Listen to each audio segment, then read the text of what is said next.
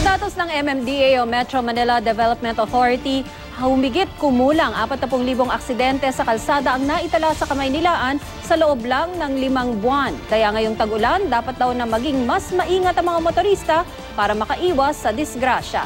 May report si Mariz Umali.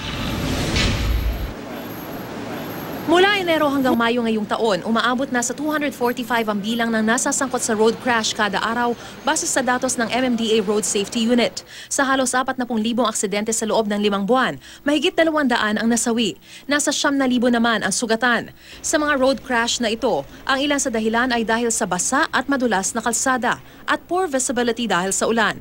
Kahapon nga isang pick-up ang lumambitin sa railing matapos masabugan ng gulong sa maulang bahagi ng Skyway.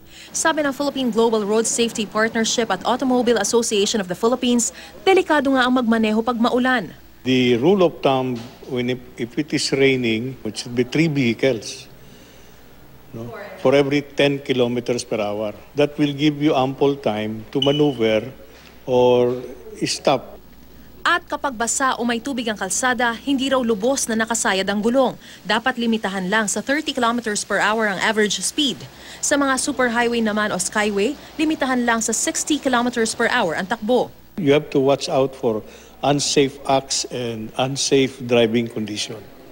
Payo naman ng Gaijin Elite Car Club, kapag malakas ang ulan, buksan na lang ang ilaw at huwag mag-hazard o warning light. Ginagamit lang daw ito kapag hihinto at itatabi ang sasakyan. Aminado naman ng LTO na walang malinaw na panuntunan sa Pilipinas sa paggamit ng hazard o warning light. Dapat talaga magkaroon din ng culture change dyan, magkaroon ng paradigm shift in the way we understand how dangerous driving is. No? Ayon sa mga otoridad, bago pa man tayo bumiyahe o magmaneho, kailangan lagi nating isaisip yung blow bagets, lalo na kapag umuulan. Blow bagets, ibig sabihin yan, yung brakes nyo, gumagana ba o kumakagat? Itong lights nyo, gumagana rin ba? Ayan, okay.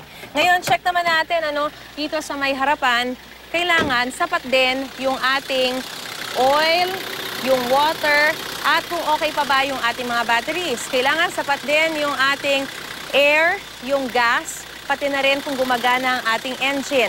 Tignan din natin kung hindi flat ang ating mga tires o itong gulong. At higit sa lahat, kailangan i-check natin yung ating mga sarili o yung self dahil dapat lagi tayo nasa kondisyon pag tayo ay nagmamaneho. Mariz Umali, GMA News.